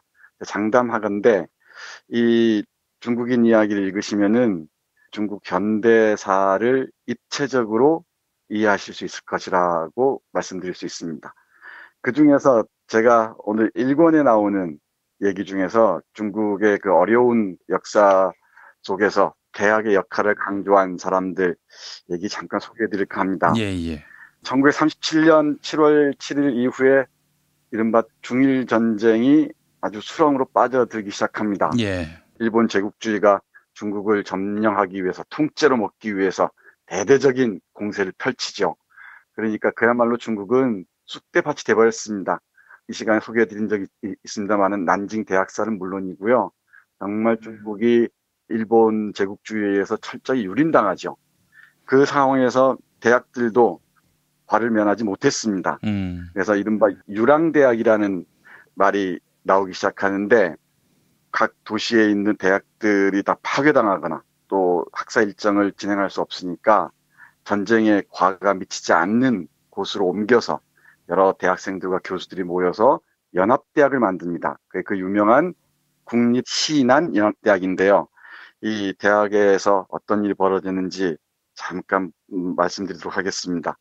현재 한국의 대학을 비춰보는 반면 교사 또는 거울이 될 수 있지 않을까 싶어요. 예. 신한연합대학을 이끌었던 인물 중에 한 사람인 그 칭화대 총장 메이이치라는 사람이 이런 명언을 남깁니다. 칭화대는 뭐 지금도 중국의 베이징대와 더불어서 2대 명문으로 꼽히죠. 여기 딱 한 줄로 이렇게 요약합니다. 대학은 큰 건물이 있는 곳이 아니다. 큰 학자가 있는 곳이다. 이렇게 얘기합니다. 건물만 크게 짓는 게 아니고 정말 훌륭한 교수들, 뛰어난 교수들을 파벌이니 뭐니 이런 거 가리지 않고 정말 실력으로만 뽑아서 뛰어난 학생들을 가르치게 한 거죠. 그런데 한국의 대학을 보면은 참 한숨이 나오지 않을 수가 없습니다. 이 외형만 번드러해졌지 그 내실들은 빈 껍데기가 돼가고 있는 게 아닌가. 제가 대학에 몸담고 있는 사람으로서 감히 말씀드릴 수 있습니다. 그 이유가 뭘까요, 교수님? 자본에 대학이 예속된 까닭이 아닌가 싶어요. 말씀 나와서 얘기인데 국립대학이라는 데를 가보면은 재벌들이 지어준 건물들이 뭐 촘촘히 들어서 있습니다. 식당까지도 재벌들이 다 장악해버린 상황이고요. 뭐 어느 대학이라고 특별히 얘기할 필요도 없을 정도입니다. 예. 그러니까 자본과 권력에 예속된 대학이 독자적으로 학문을 수행할 수가 없겠죠. 그건 당연합니다. 근데 정말 다시 한번 명심할 필요가 있을 것 같습니다. 이 메이이치 칭화대 총장의 말을 대학은 큰 건물이 있는 곳이 아니다. 큰 학자가 있는 곳이다. 이렇게 얘기하고요.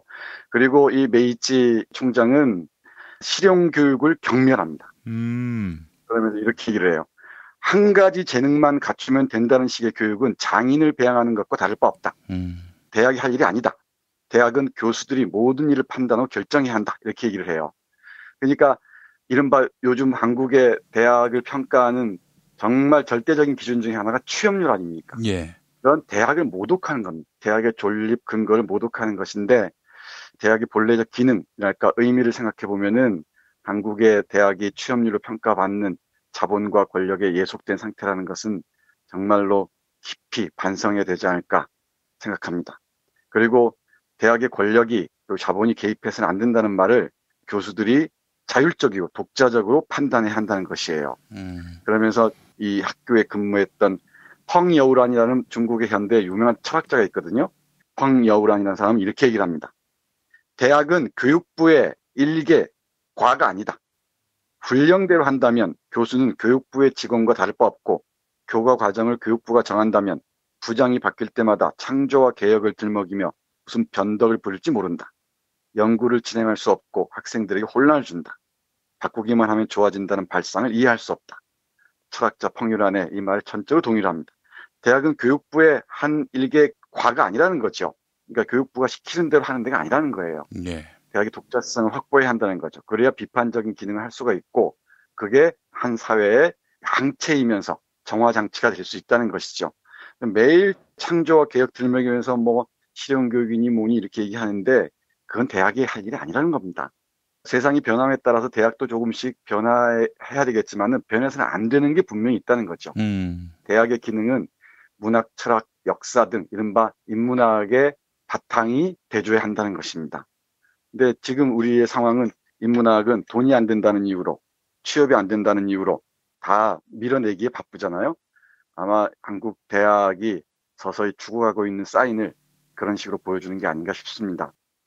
그뿐만이 아니라 이 신한종합대학에 모인 교수들은 정말 가난하게 살면서 학생들 교육에 전적으로 자신의 능력을 바칩니다. 예. 이 대학에 근무했던 아주 개성이 강한 류원덴이라는 사람의 사례가 소개되고 있는데요. 정말 재밌는 얘기입니다만은 예. 중국 국민당의 두목이었던 장제스라는 사람 있지 않습니까? 예. 장개석이라고 하죠. 이 장개석이 이 류원덴이라는 그 고전의 대가였던 교수를 만난 일이 있었습니다. 장개석이 묻습니다. 당신이 류원덴이냐? 이러니까 류원덴이 이렇게 맞받아칩니다. 네가 정말 장제스냐? 이러면서 장제스에게 이렇게 얘기를 해요. 그러니까 대학에서 데모를 하고 이러니까 장제스가 그렇게 하지 못하도록 막아라 이랬을 거 아닙니까? 대학에서 데모하는 놈들은 다 빨갱이들이다 이렇게 얘기하니까 류원덴이 이렇게 대답합니다. 대학에는 교수와 학생만 있을 뿐이다. 누가 공산당원인지는 알 수도 없고 알고 싶지도 않다. 총사령관이라면, 여기 총사령관을 장개석을 얘기합니다. 총사령관이라면 부하들이나 잘 통솔해라. 대학에서 벌어지는 총장이 내가 책임지고 처리한다. 야, 이 정도의 결기가 있는 총장이어야 정말 대학이 대학답다고 할 수가 있죠. 그러니까 네가 군을 통솔하는 총사령관이라면은 네 부하들이나 잘 챙겨란 말이야. 어디 대학에 간섭하냐는 거죠. 그야말로 명실상부하게 상하탑으로서 비판적 기능을 수행할 수 있도록 권력의 외풍으로부터 딱 막아준 거죠. 저는 이런 총장이 참 많아졌으면 좋겠습니다. 한국에도 몇몇 분이 있다고 들었는데 참 찾아보기가 쉽지가 않습니다. 이런 말 들으면 짜릿짜릿합니다. 예를 들면은 전두환이나 이런 사람들, 군부 세력들이나 또는 이 이명박이나 박근혜 이런 사람들이 대학에까지 손을 뻗치지 않았습니까? 블랙리스트 만들고 어쩌고 하면서 또 대학에서 또 정치에 동조하는 세력들, 이른바 폴리패스라 그러죠. 예. 이런 사람들 양성하는 식으로 하고 정치권에 기웃거리는 자들이 많아지면서 대학이 권력의 손아귀에 놀아나는데 아마 류원덴이 살아온다면은 그런 총장들에게 무슨 말을 할지 눈에 선합니다. 그래서 저는 이 책을 보면서 특히 요 구절, 전쟁을 하면서도 학문과 자유를 키운 신한연합대학이라는 요 챕터를 보면서 한국의 대학의 존재 이유를 다시 한번 깊이 생각하게 됩니다. 이 책은 어떤 역사적인 맥락도 놓치지 않으면서 그리고 각 인물들의 흥미진진한 비하인드 스토리와 더불어서 정말 입체적으로 구성하고 있습니다. 하나하나 조각을 맞춰가는, 퍼즐을 맞춰가는 재미가 쏠쏠합니다. 중국에 관심 있으신 분들, 또 중국과 관련된 일에 종사하시는 분들은 이 책을 참고하시면은 아주 많은 도움이 될 거라고 생각을 합니다. 이뿐만 아니고 너무너무 재밌는 게 많은데요. 다음 기회에 김명호 선생의 중국인 이야기 다시 한번 소개해드리도록 하겠습니다. 예, 알겠습니다.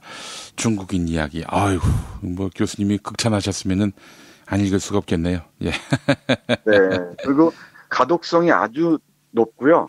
정말 소설보다 더 흥미진진하게 읽힙니다. 예. 그렇다고 소설보다 못하다는 얘기는 분명히 아니고요. 정말 재밌습니다. 제가 혼자 읽기가 아까워서 우리 애청자 여러분들께 소개해드렸습니다. 중국을 만나는 방법, 이 김명호 선생의 중국인 이야기에서 찾을 수 있지 않을까 생각합니다. 예, 알겠습니다. 정선태 교수님 오늘 말씀 잘 들었습니다. 네, 고맙습니다.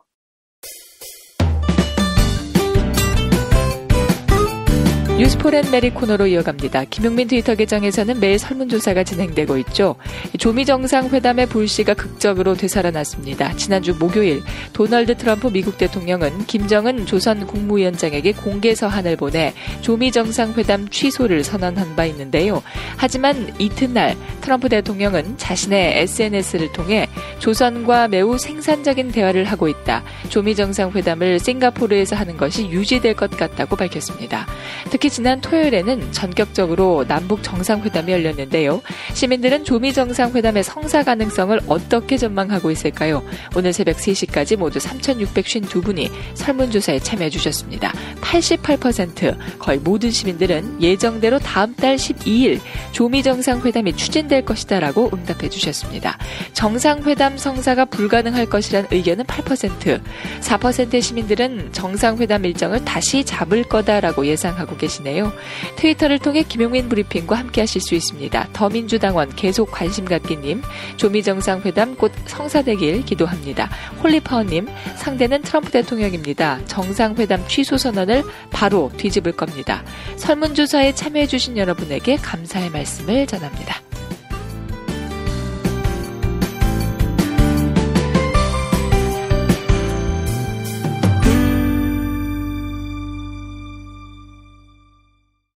존경하고 사랑하는 국민 여러분, PPL 시간 DJ입니다.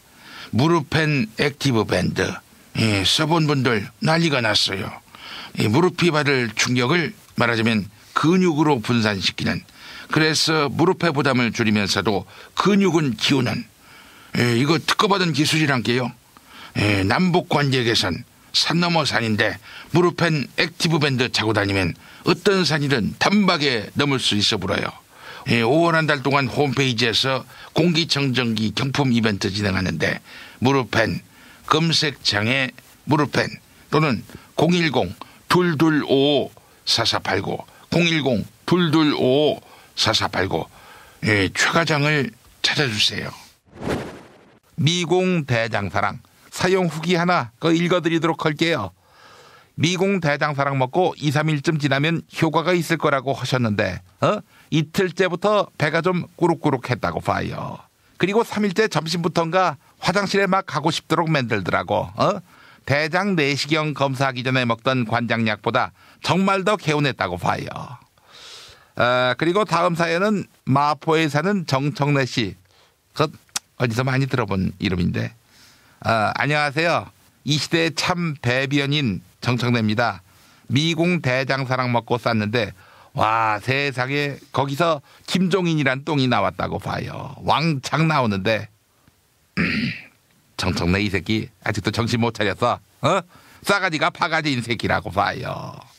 1522 8972 1522 8972 미공 대장사랑. 안녕하십니까, 김성태입니다. 빼요앤 빼요미 사주 구매 후기 사실상 읽어봅니다. 확실히 안 먹고 자는 날과 먹고 자는 날은 사실상 확실히 다릅니다. 먹고 자면 다음날 효과를 확실하게 사실상 봅니다. 또 빼요앤 빼요미 사주 또 다른 구매 후기를 보겠습니다. 요번에 사실상 처음 구입해보는데 실제로 보름 정도 꾸준히 먹었더니 안 들어가던 바지가 사실상 들어갔습니다. 완전 신기. 1522-6648 1522-6648 혹은 검색창에 비타샵을 사실상 검색하시기 바랍니다. 그나저나 뱃살 다이어트 그런 상품은 안 나오는 겁니까? 사실상 문재인 정권의 폭거입니다. 모델은 나 김성태가 사실상 최선의 카드인데. 안 찢습니다. 아직도 구형 마스크를 착용하고 계십니까? 실망입니다. 그래서 어떻게 미세먼지 막을 수 있겠습니까? 네피알에서 마스크가 미세먼지를 걸러준다는 인증마크 KF는 기본인 차세대 MNS 필터가 탑재된 코그린 마스크 사은품 판촉물로 어떨까요? 차단성, 통기성도 업. 미세먼지에 대비한 코그린 마스크 네피알에서 단체 주문하면 받는 기쁨, 주는 보람 정말 대단합니다. 제 미세먼지 대책도 이겁니다. 코그린 마스크를 시민들에게 공급하겠다 이겁니다. 네피알에서 찾아주시기 바랍니다. 탄핵 때문에 뭐 이야기를 전달을 하려고 해도 길을 막고 듣지를 않아요. 해족 수준으로 쪼그라든 한국 보수. 회생의 길은 과연 있을까? 변화된 정치 환경, 갈 길 잃은 보수에게 새로운 희망을 제시한다. 애국 보수의 화려한 부활과 집권을 위한 본격 가이드. 김용민의 신간, 보수를 지켜라. 진중권도 투표하는 보수 정당. 광주에서도 일당이 될 수 있는 보수 정당. 젊은이들의 입당이 줄을 잇는 보수 정당. 언제까지 민주당 정의당을 부러워만 할 것인가? 부러우면 진다니까? 자유한국당 당원 김용민이 쓴 보수를 지켜라. 이김에서 나왔습니다.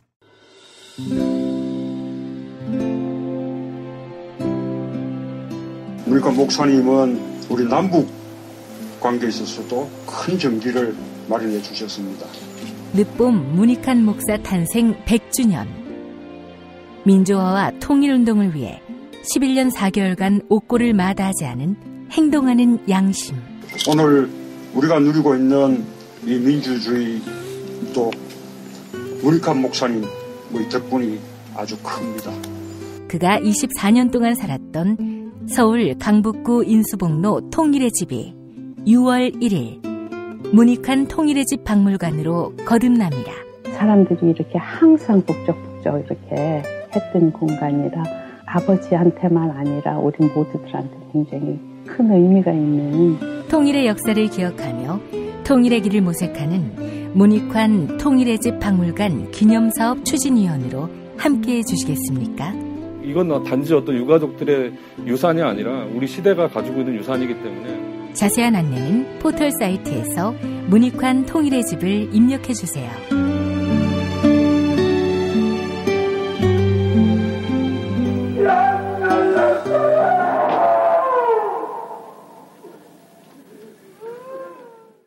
도올 김용옥 선생의 마가복음 강해로 여러분을 초대합니다. 이 마가복음이라는 게 대단히 중요합니다. 왜냐하면 복음서의 원형이기 때문에. 원형.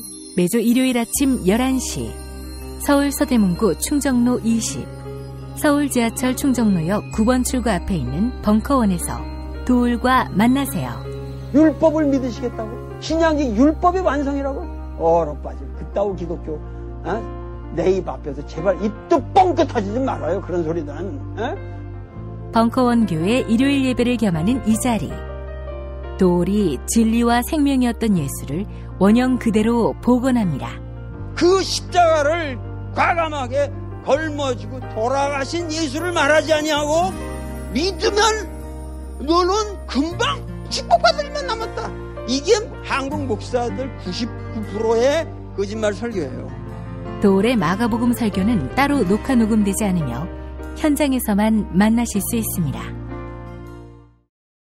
지난주 금요일은 뉴스티켓 능력평가가 쉬어갔습니다. 클로징 사연 당첨자 별은 삶을 스치운다님입니다. 게시판에 이메일 적어주시면 별을 따다 구운 과자에서 만든 강릉 두부 도넛 보내드립니다. 도널드 트럼프의 패밀리 비즈니스라는 제목의 딘 베이커 미국 경제정책연구센터 공동소장의 한겨레 칼럼 소개합니다. 문어치에 이어서 일부 윤문했음을 알려드립니다. 2주 전 도널드 트럼프 미국 대통령은 중국의 통신장비 업체인 중싱이 어려움에 처해서 중국의 일자리가 줄었다고 걱정하는 트위트를 올렸다. 그리고 미국 상무장관에게 중싱을 도울 방법을 알아보라고 했다. 중국 일자리를 걱정하다니. 이건 트럼프가 취임 연설에서 자랑스럽게 선언한 미국 우선 철학과 180도 다르게 보인다. 트럼프의 갑작스러운 중싱 일자리 걱정은 며칠 뒤 중국 국영기업들이 인도네시아의 트럼프 리조트에 수억 달러를 빌려줄 것이라는 사실이 공개된 뒤 다시 보게 됐다. 중싱을 도와주려던 게 인도네시아 사업 지원에 대한 보답이었나? 트럼프의 행동이 자신이나 자기 가족의 사업을 도우려는 노력과 연결되는 경우가 이번이 처음은 아니다. 외국 정부가 트럼프의 사업에 유리한 행동을 할 때는 트럼프 쪽의 정책적 양보에 대한 대가라고 보는 것이 합리적이다. 트럼프의 외교정책 의제나 개인적 철학을 이해하려고 해서는 중국, 사우디아라비아 혹은 다른 나라들에 대한 그의 행동을 절대로 이해할 수 없다는 뜻이다. 그의 정책들은 사업을 위한 것이다. 트럼프가 움직여서 어떤 나라가 유리해지는지 알고 싶다면 그의 사업을 누가 가장 많이 도왔는지를 보아야 한다. 트럼프에게 국민 다수를 위한 의제라는 것은 없다. 주머니에 돈을 채우는 것만 있을 뿐이다. 네, 북미 관계 개선에 아주 좋은 팁이 되겠군요. 이명박 씨는 감옥에서 미국 사람으로 안 태어난 걸 슬퍼하겠고요. 네, 1부 들어주셔서 감사합니다. 2부도 많이 청취해 주시기 바랍니다.